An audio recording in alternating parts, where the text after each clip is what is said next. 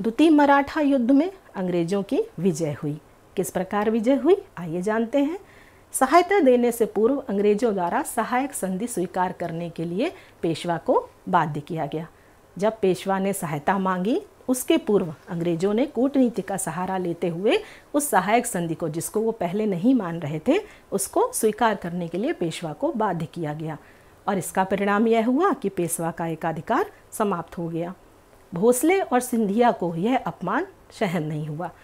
चूँकि वो पहले संधि को नहीं मान रहे थे और बाद में उनको इस संधि के सारे नियम और शर्तें माननी पड़ी, इसलिए उनको ये चीज़ बर्दाश्त नहीं हुई और इसके परिणाम स्वरूप लॉर्ड वेलेजली के विरुद्ध उन्होंने युद्ध की घोषणा की और यही द्वितीय मराठा युद्ध कहलाया, जो 1803 में हुआ। अंग्रेजों की द्वितीय मराठा युद्ध में विजय हुई। आप जानते हैं तृतीय मराठा युद्ध के बारे में।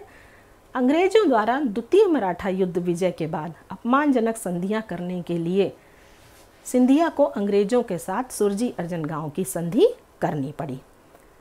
अंग्रेजों ने जब इस युद्ध में विजय प्राप्त कर ली तो उन्होंने बहुत सारी संधियों का प्रस्ताव दिया और ये संधियां ऐसी थी जिसमें ऐसी नियम व शर्तें थीं जिनके कारण हमारे शासकों को अत्यंत अपमान का सामना करना पड़ता था।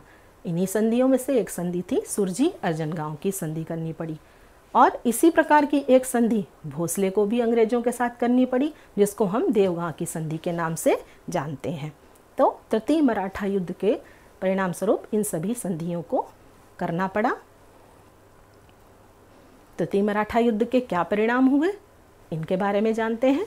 संधि के तहत दोनों मराठा सरदारों को राज्य का काफ़ी हिस्सा अंग्रेजों को देना पड़ा। अंग्रेज प्रायः यही करते थे, जब भी किसी युद्ध में उनको विजय प्राप्त होती थी तो वो किसी संधि के प्रस्ताव के तहत बहुत सारी जमीन हथिया लेते थे और इस प्रकार धीरे धीरे वो संपूर्ण भारत पर अपना कब्जा प्रारंभ कर रहे थे, अपना कब्जा जमाना प्रारंभ कर रहे थे। अपने अपने राज्यों में अंग्रेज रेजिडेंट रखना भी स्वीकार करना पड़ा। जितने भी पराजित शासक होते थे उनको अपने राज्यों में अंग्रेजों के रेजिडेंट को भी दखल देने के लिए रखना ही पड़ता था और उनका संपूर्ण नियंत्रण अंग्रेजों के अंतर्गत होने लगा।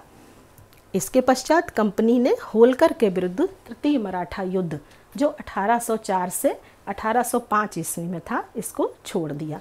फिर भी कंपनी ने संधि को मानने के बावजूद भी उनका जब मन होता तब वो कूटनीति का सहारा लेते और मराठा शासकों के विरुद्ध युद्ध छेड़ देते थे।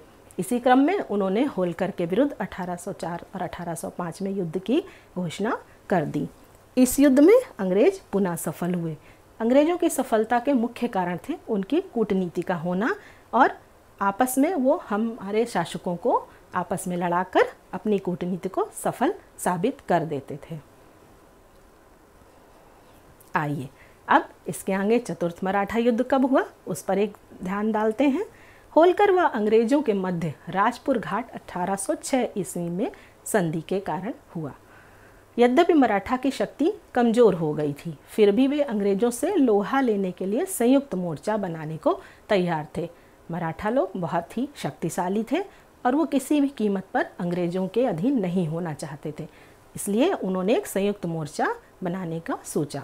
पेशवा बाजीराव द्वितीय ने पुणे स्थित अंग्रेज रेजिडेंट तथा नागपुर स्थित रेजिडेंसी पर भी आक्रमण कर दिया। आप ये चित्र देख पा रहे हैं। देखिए इस चित्र में रेजिडेंट राज्य का भ्रमण करते हुए किस प्रकार रेजिडेंट राज्यों का भ्रमण करते थे और तत्कालीन स्थिति का जायजा लेते थे। चतुर्थ मराठों एवं अंग्रेज के बीच हुआ ये अंतिम युद्ध था, जिसको हम चतुर्थ मराठा युद्ध के नाम से जानते हैं और यह युद्ध 1817 ईस्वी में हुआ।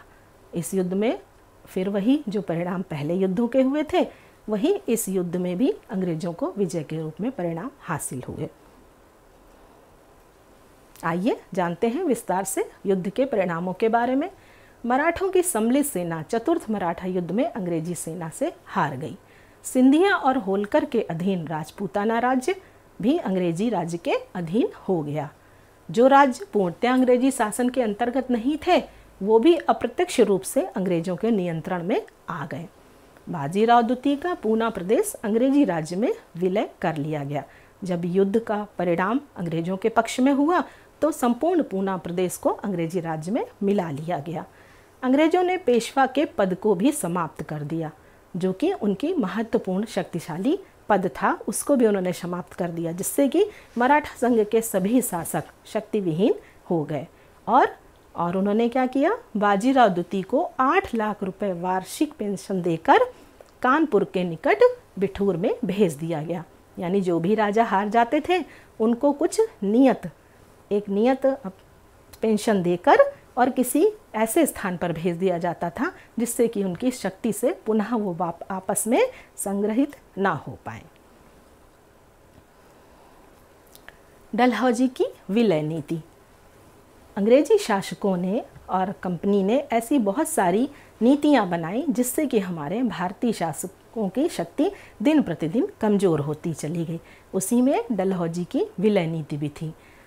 क्या नीति के अंतर्गत नियम और शर्तें थीं? इसमें एक प्रमुख नियम था कि भारत के जिन राजाओं के कोई पुत्र न हो वे अंग्रेजों की अनुमति के बिना किसी को गोद नहीं ले सकते थे।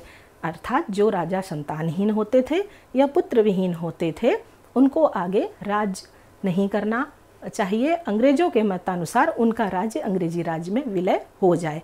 ये एक कूटनीति का ही परिणाम था। लॉर्ड डलहौजी ने राज्यों के हड़पने के लिए यह नीति अपनाई और यह नियम घोषित किया।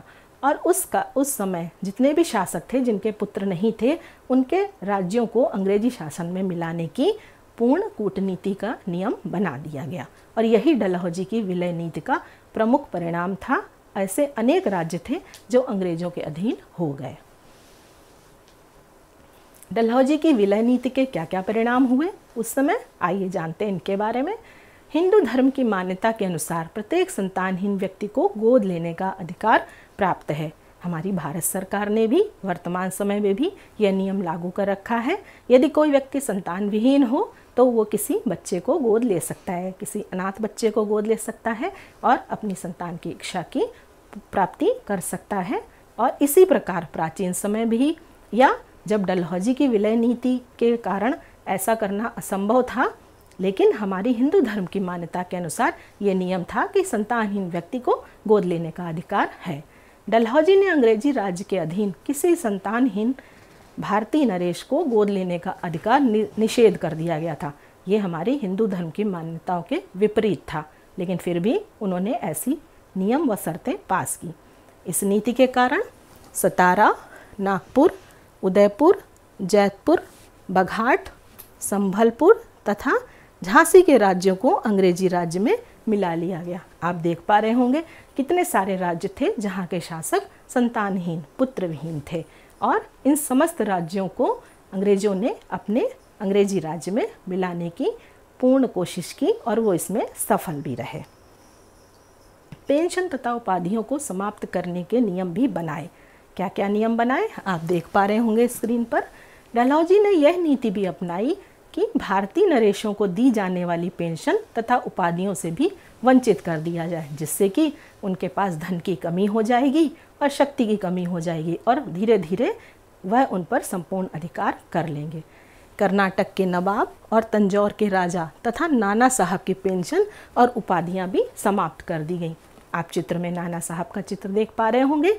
इनकी भी उपाधि, जैसा कि उन्होंने पेशवा की उपाधि समाप्त की थी और पेंशन की भी समाप्ति कर दी और इससे हमारे शासक शक्ति विहीन और धन विहीन हो गए और जिससे उन्हें अंग्रेजों के साथ मिलना और उनकी अधीनता स्वीकार करनी ही पड़ी।